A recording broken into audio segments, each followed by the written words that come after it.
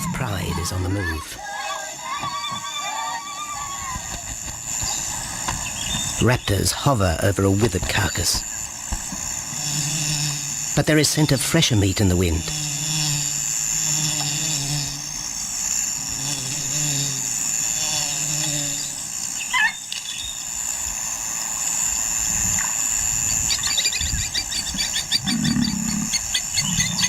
Pickings have been slim for Nabamba's pride since her fight with a startled warthog. The lioness is limping from the encounter. And even the pride's big male, Jabu, wonders when his next meal will come.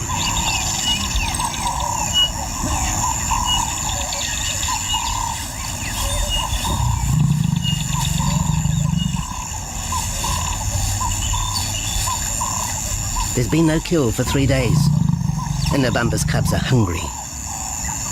Survival is tough across this tawny continent, and for the lions of Pinda Reserve, etched into the heart of Zululand, only those with speed and cunning will eat.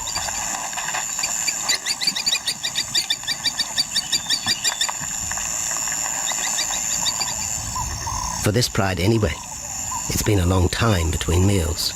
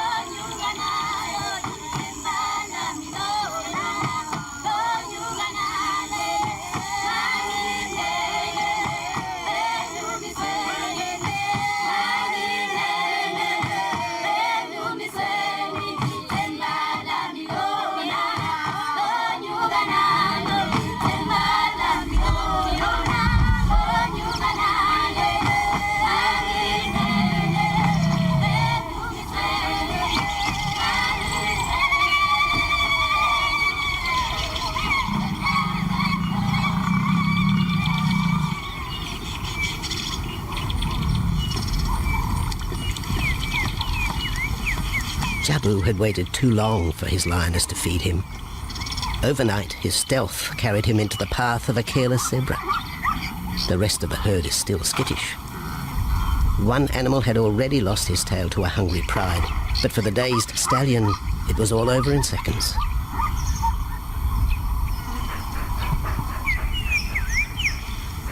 The big male watches his kill from a distance, exhausted by the chase, exhilarated by the sport.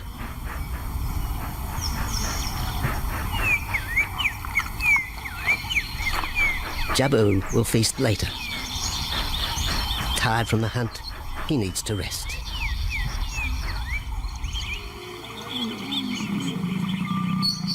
But his prey will be safe. Few scavengers will risk the sudden return of the Lion King.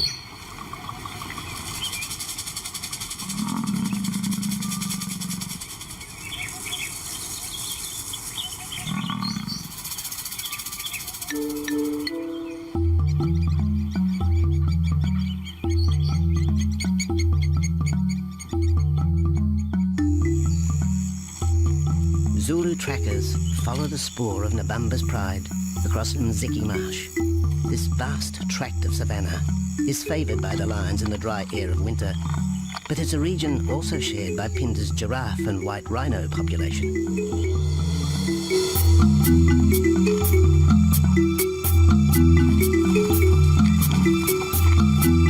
Through modern times, most of southern Africa's wildlife has been ravaged by hunting and habitat loss. Farmland, overgrazed and buffeted by domestic stock, has ripped the heart out of the original bush. The open, broad-leaved woodland, acacia bushveld, and wetland habitat had all but disappeared, taking with it the wildlife.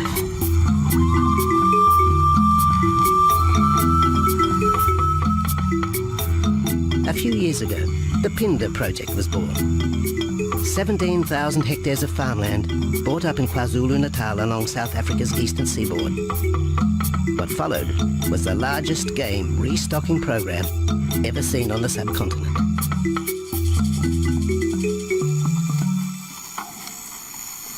The land was overgrazed to a certain extent and it wasn't in very good shape. They put all these farms together, put a perimeter fence around it, and then brought in a lot of game. We brought in elephant, we brought in rhino. We started off with those sort of animals and then started with cheetah, bringing in cheetah onto the reserve, mainly to get them used to the area before the lions came on, because the lion is a more superior predator as such and would dominate the cheetahs. We wanted to get them settled first before the lions came in.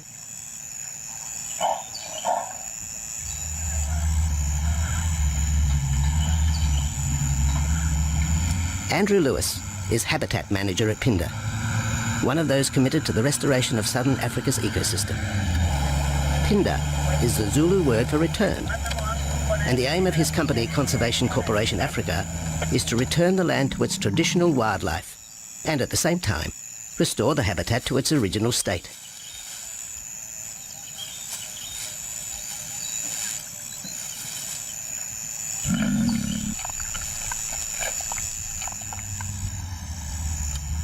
Phinda is cautiously open to top-level tourism, limited and luxurious. Dreams of extending the green frontier require funds, and the reserve's lion pride has already earned its keep.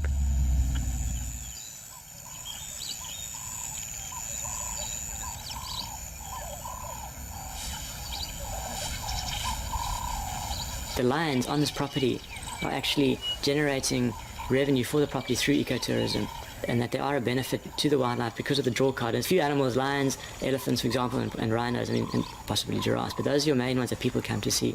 And we've been very fortunate to be able to have lions on the property, and I think those lions that we have given us amazing value for our guests, and by getting a guest in here, we're getting revenue into the area, and that's benefiting wildlife as a whole.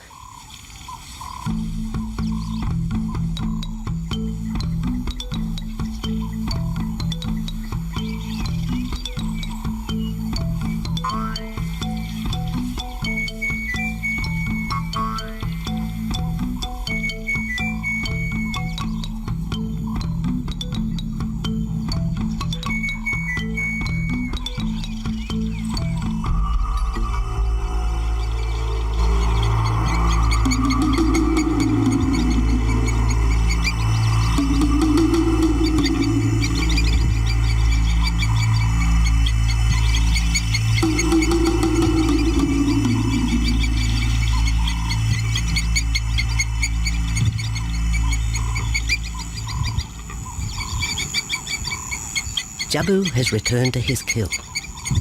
He licks the bloated carcass, but still there is no feeding. Lions will gloat over their prey, delaying the first bite until the meat ripens. For Jabu, the prospect of the meal is to be relished as much as the eventual feast.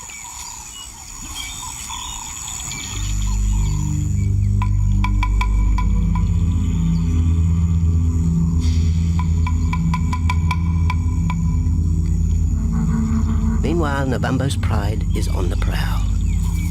The older cubs are 10 months now, weaned, but still dependent upon Nabambo for food.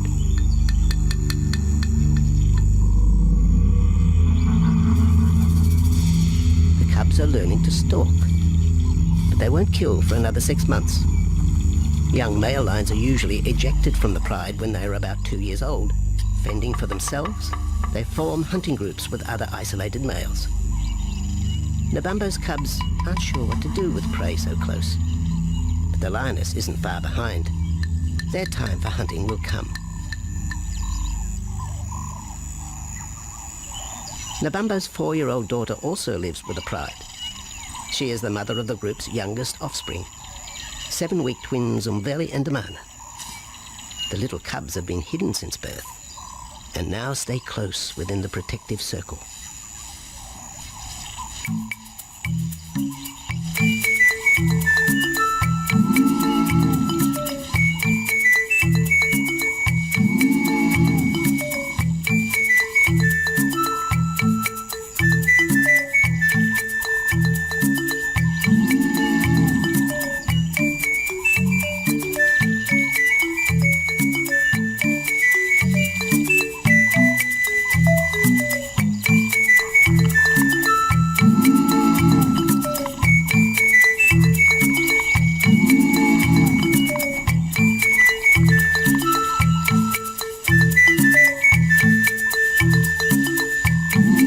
Jabu has little time for his small cub.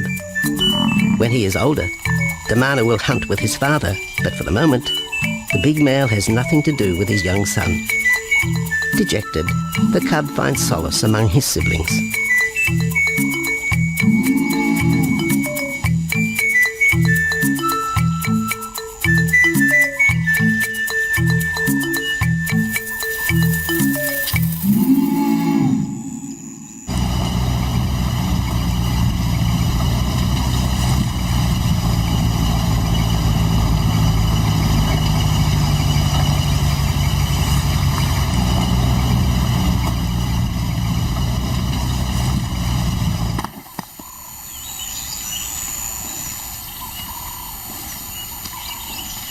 A young giraffe lies helpless in the grass. The animal's complicated vertebra means it is unable to rest its neck for any length of time. Lack of mobility means blood to the brain slows, leaving the animal disabled.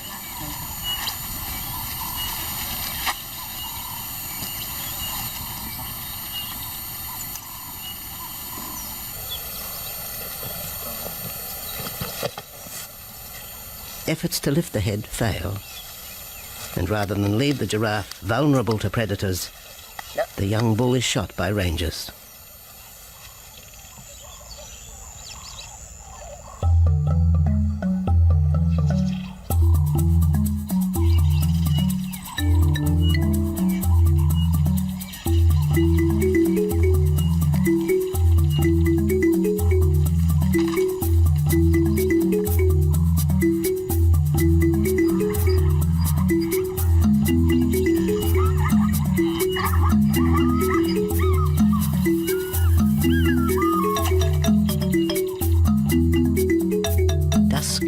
By the waterhole rekindles the interest of the pride. Nabambo is typical of most big cats. They conserve energy 20 hours a day, waking only to groom and hunt.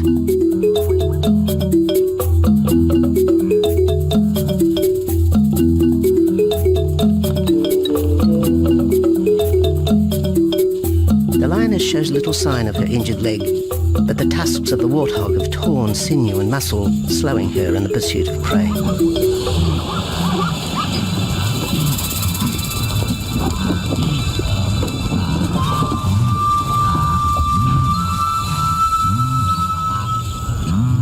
Once again, Nabambo and her pride will go hungry. But the big lioness senses another kill nearby. A young giraffe slain by humans will provide meat for her cubs. Leaving the pride, Nabambo follows the scent.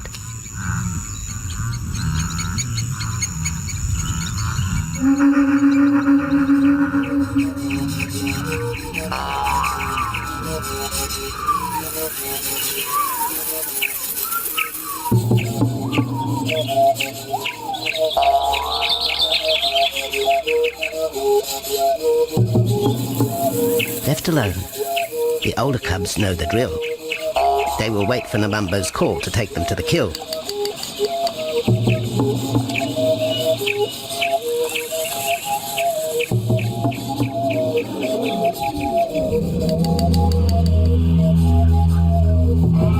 The day moves into shadow. The cubs are restless and a little afraid. Adult lions have few enemies, but cubs, even those 10 months old, are at the mercy of leopard and other predators.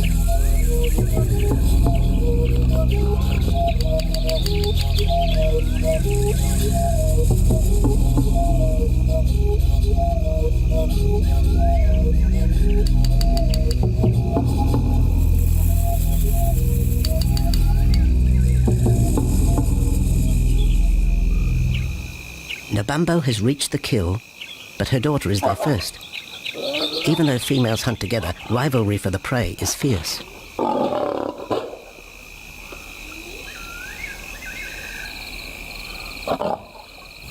The big lioness begins the trek back for her cubs, but the youngsters have heard her call and they meet halfway.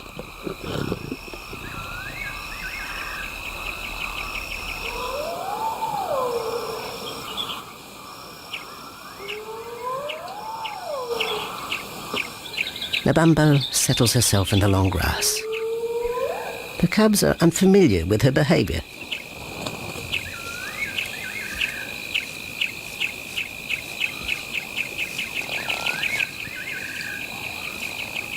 A female will usually head the charge with any kill, splitting the hide of the victim and leading the way for the pride to eat. But there is human scent around the giraffe, and the big lioness is cautious. She watches her cubs, hidden, alert to any potential threat.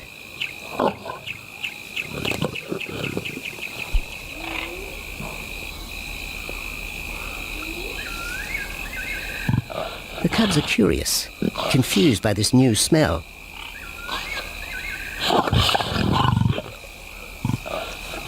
The lioness moves in for a final check, but she has already made up her mind. The carcass is tainted. There are foreign traces, a dangerous ambience. Instinct tells her this is not food fit for her cubs. Disappointed, the bumbo moves away, the scent of another night stalk already in the wind.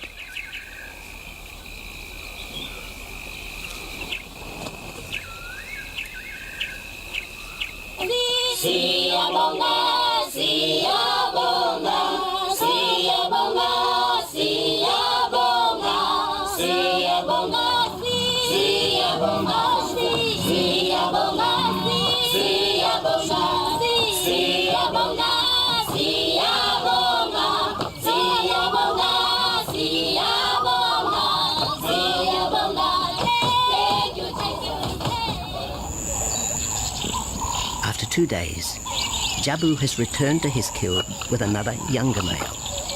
3-year-old Tembi is a son from a previous liaison with Nabumbo, and the two paired up after Tembi was ousted from the pride.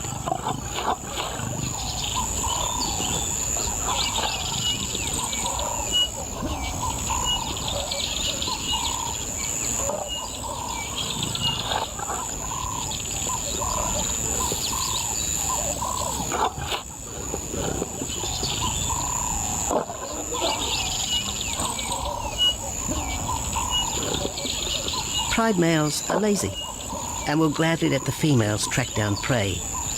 But the theory that males won't hunt is a fallacy. Any hungry male will hunt for himself when no free lunch is provided by the lioness, hyenas or other predators.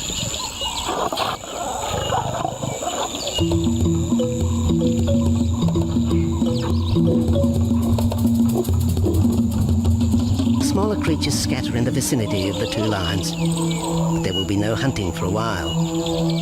Bloated after the zebra kill, both males will sleep for the next day, oblivious of their surroundings.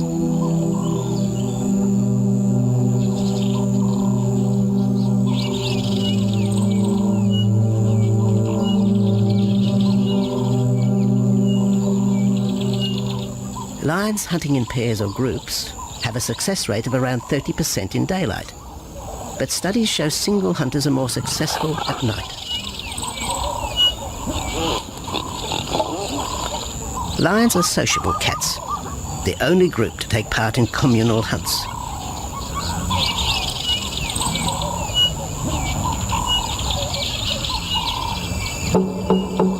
Ambush is an important part of the lion's strategy.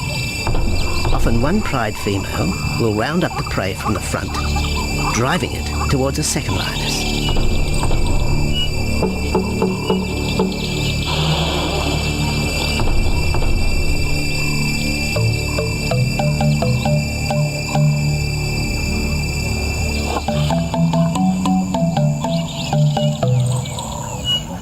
As in most cases, the pride male will only get involved if he has to.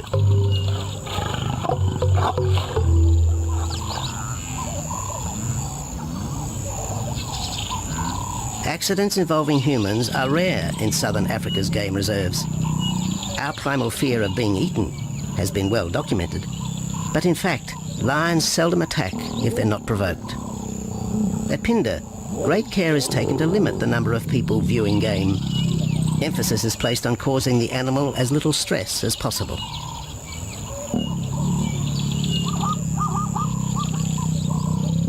Man isn't a part of their natural food source. They don't normally go out and hunt people. I think your lions are opportunists though, and I certainly think that If your lion is very hungry, under stress, I don't think they'll necessarily go out to hunt you down, but if you interfere with them, they'll certainly kill you. And there's a good chance they might eat you at the same time.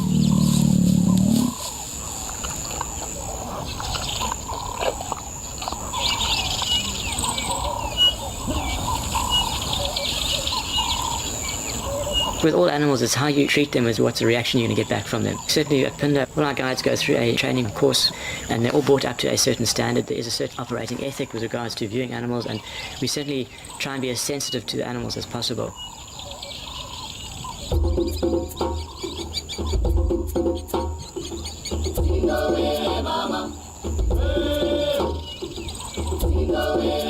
Cradled within the arms of the Ubomba Mountains and the Indian Ocean, Pinda covers one of the most diverse regions of Africa. Here are found 7 different ecosystems, from palm savanna and bushveld to rare sand forest and dense thorn bush, all restored from the pastoral belt which had swept down the east coast.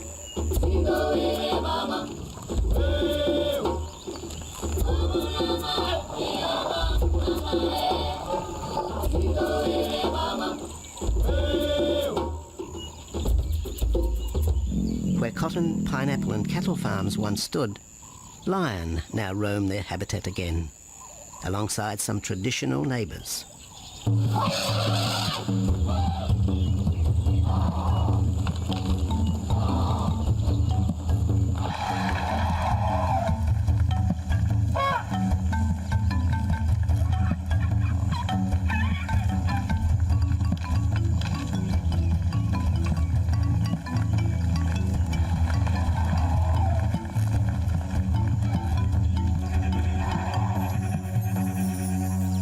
Pinda sees its responsibility to the region extending beyond restoration of habitat and wildlife. It provides schools and a clinic for the local Zulu community, as well as employment. In the eyes of Andrew Lewis, essential ingredients for a successful operation. It's very important to involve the communities around your reserve because they have to benefit as well. There's no point in just taking land, get some investors to invest in it, but if you don't allow the people who are on the periphery of that reserve to benefit from it, you're going to have an immense problem with poaching, and they're going to cut your fences down, and you're just going to have an uphill battle.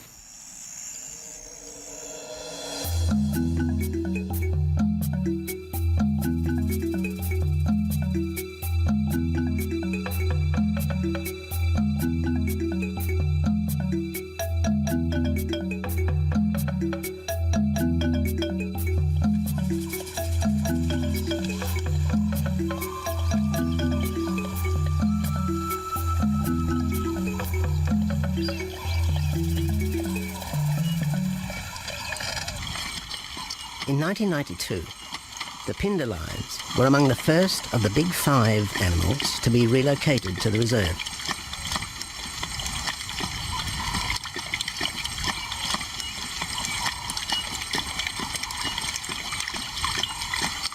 The original pride came from the northern province of South Africa, a vast scrubby region flanked by the ragged Drakensberg Mountains near the Mozambique border.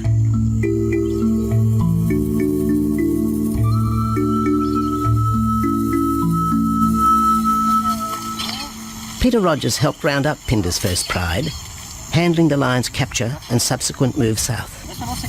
Today, he's head vet at the Hoedspruit Research and Breeding Centre for Endangered Species, overseeing its cheetah breeding program.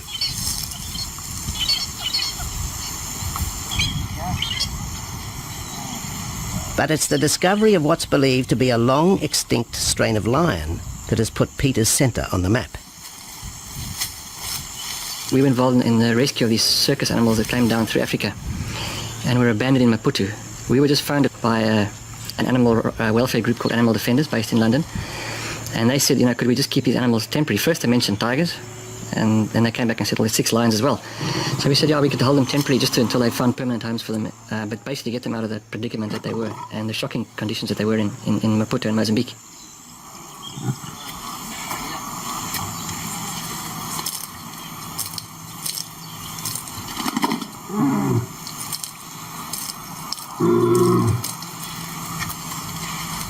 When the lions arrived at the breeding centre, their size, pale colouring and the male's thick black belly mane put them into the category of the Cape or Barbary lion, not seen in the wild since the early 1920s. A few still exist in captivity, and a male and female were brought to South Africa from an Italian zoo for breeding purposes. But attempts to mate Akef, the big male from the ill-fated Mozambique circus, with the Italian female are proving difficult.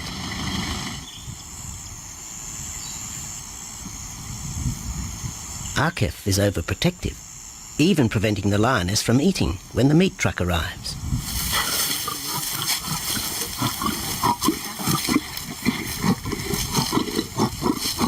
Finally, though, Sisi makes her breakthrough.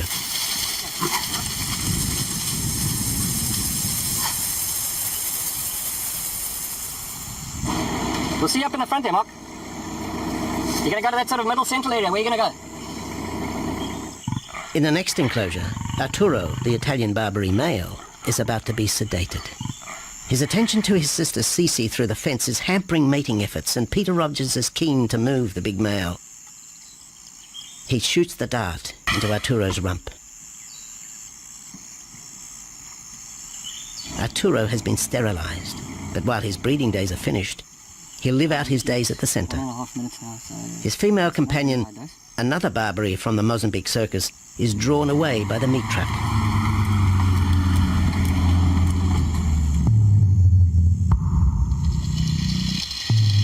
It's 20 minutes before the anesthetic takes effect.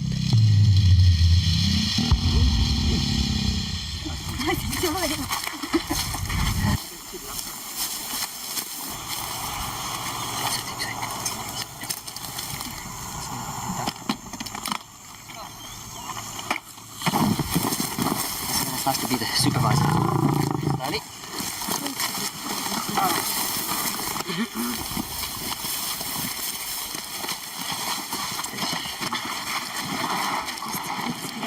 You'll need all your help at the bottom just to put him back into the cage, okay? One, two, three. Yeah.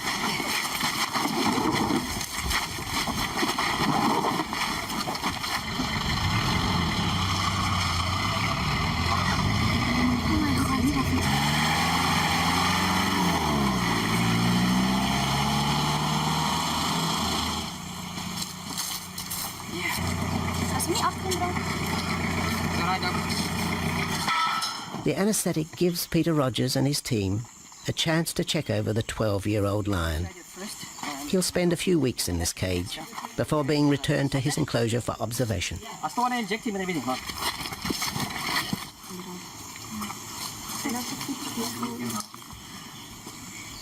It's very exciting to be part of this project because they feel that there are perhaps not many Barbaries, if any, that are really pure, that are left even in captivity. They feel that over time other animals from other genetic bases are brought in. So there's a big project afoot at Oxford University to do the genetics. So that's just getting off the ground now.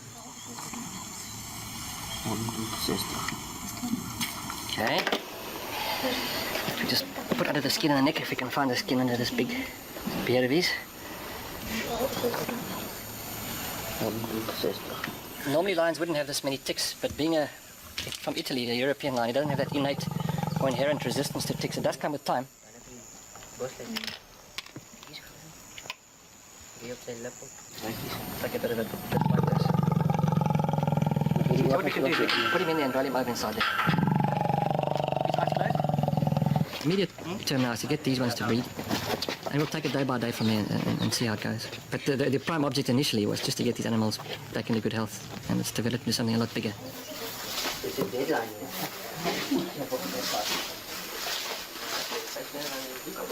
Yeah.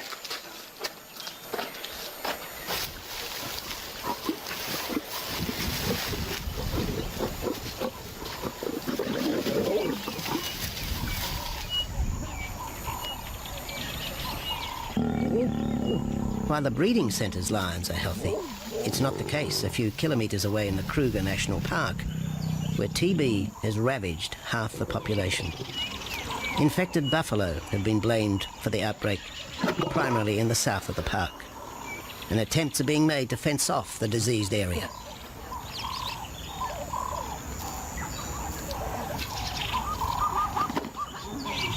And the lions are preying on infected buffalo. Because it's an exotic disease, not an indigenous disease, the lions are totally naive and they've got no resistance to it. So it's a big problem. It's a very difficult decision to make as to what to do. It's a very topical and heated subject at the moment.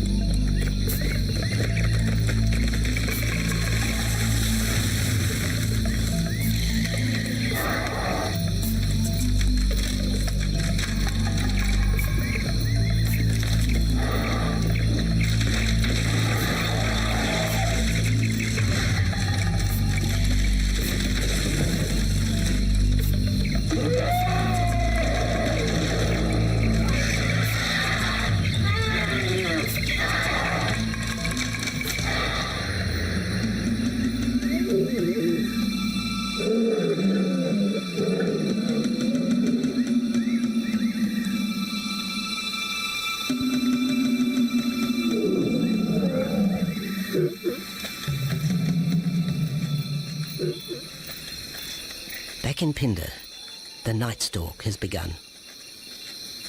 Nabambo keeps her cubs close. They're hungry, but tonight only impala can be tracked down, a morsel for the lioness. Food is scarce at this time of year, so the pride's territory covers a large area. Lions can only afford to be territorial where there is a reliable supply of game.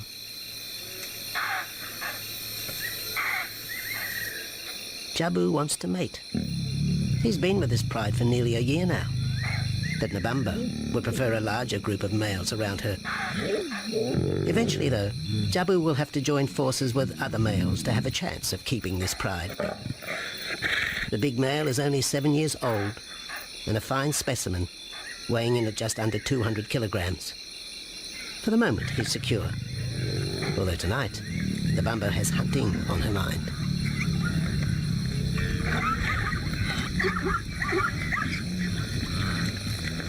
The cubs follow in the lioness's wake. If there is a kill, she will feed first. Often, weak cubs lose out to a hungry mother. High juvenile mortality rates are the result of lean times.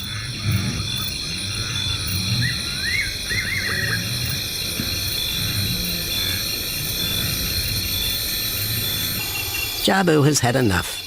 He's been walking for hours. Sleep is more important. And the zebra he ate 2 days ago will suffice for another night.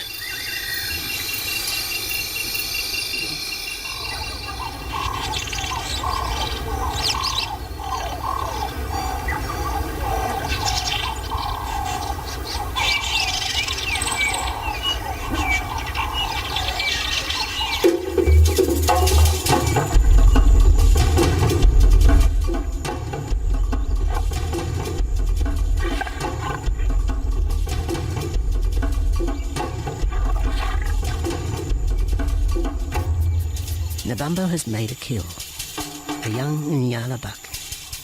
It's been 3 days since the pride is eaten, and this will provide meat for them all. But the lioness will eat first.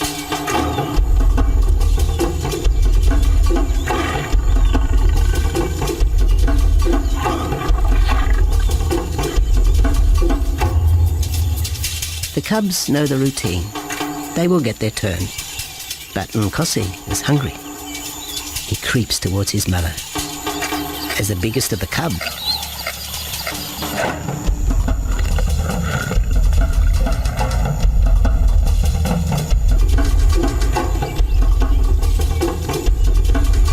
Nkosi watches. A lioness can eat more than 20 kilograms in a single sitting. This could be a long wait for the little cub. Nkosi approaches the kill cautiously. Sometimes the lioness will turn on her cubs, but today Nabambo is pleased with her efforts.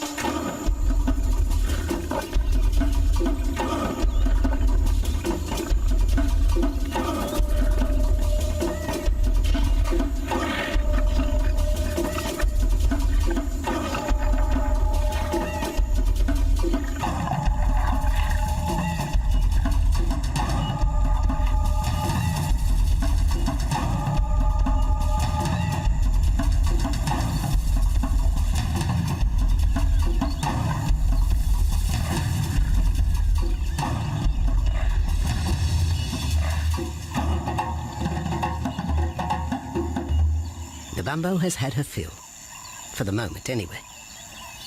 Lions never eat the stomach of a kill. She will bury it before dragging off the carcass. This way, hyenas and other predators are thrown off the scent. The evidence has been buried. The carcass is no more.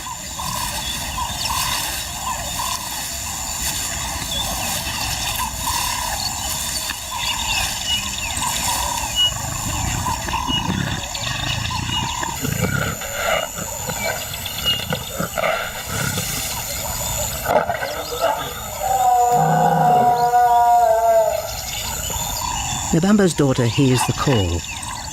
It is the second this morning. The first was the strangling cry of the Nyala as Nabambo broke the young buck's back. There was no struggle. The big lioness is a seasoned hunter.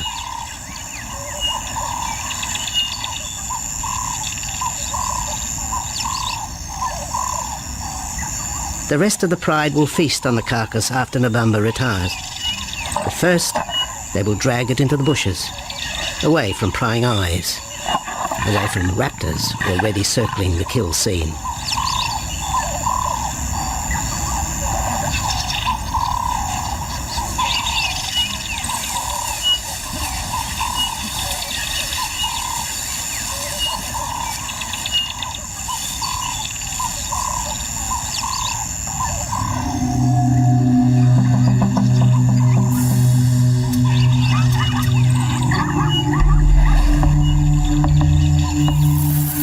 Kill has created a nervous edge.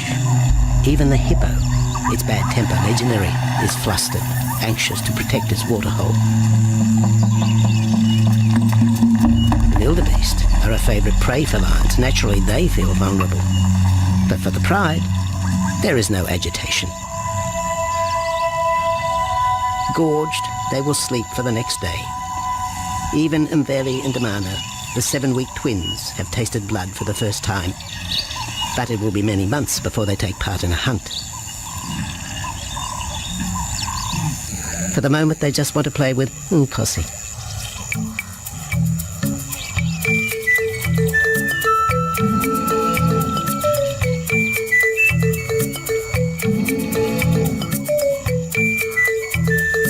The older cub is beginning to take on the shaggy mane of the bigger males. Within 18 months, he will be hunting with them, competing for his own pride. In the meantime, though, he has to contend with his young siblings.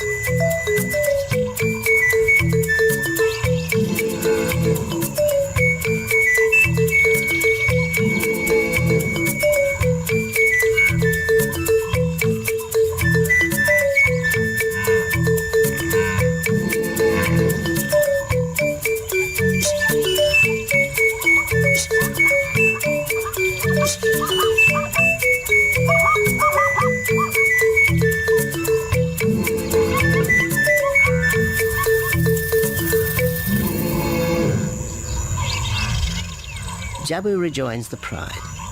He has missed out on the kill, but he didn't share his zebra with the rest of the pride the previous day.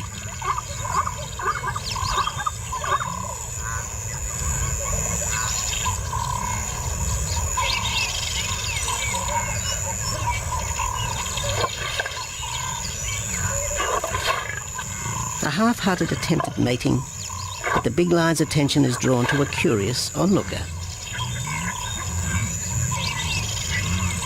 With the pride so close, the giraffe won't be sitting for long. Drinking and sitting is when they are at their most vulnerable.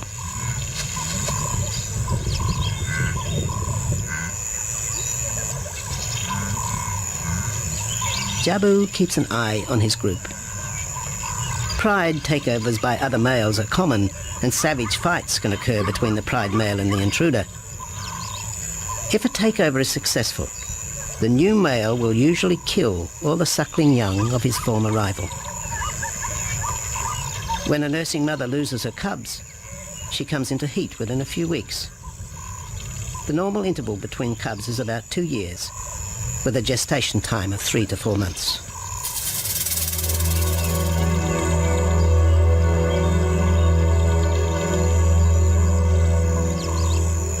Jabu marks his territory, but it may soon be all in vain. A fresh infusion of lion genes is necessary to avoid the effects of long-term inbreeding. It's likely Jabu and his son Tembi will be swapped for males from another game reserve. This will broaden the bloodlines of future lions and avoid the genetic risks currently facing the pride at Phinda.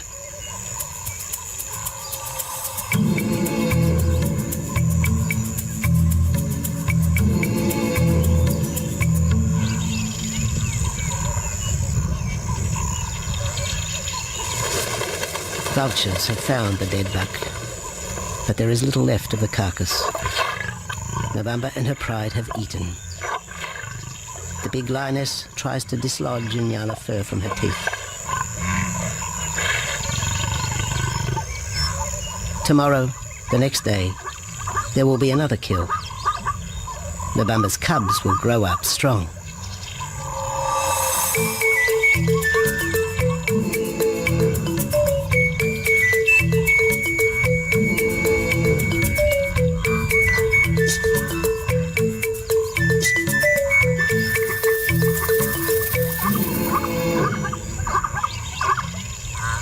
The lion is the greatest of all predators, the essence of all that is Africa.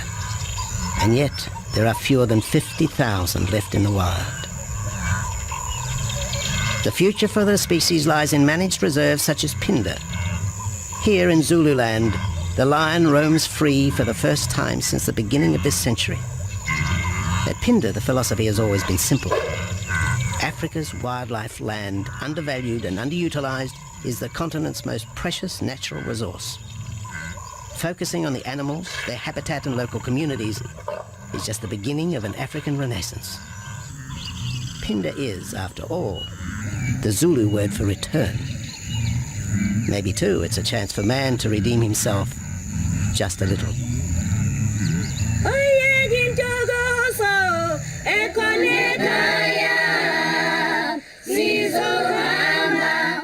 Hallelujah.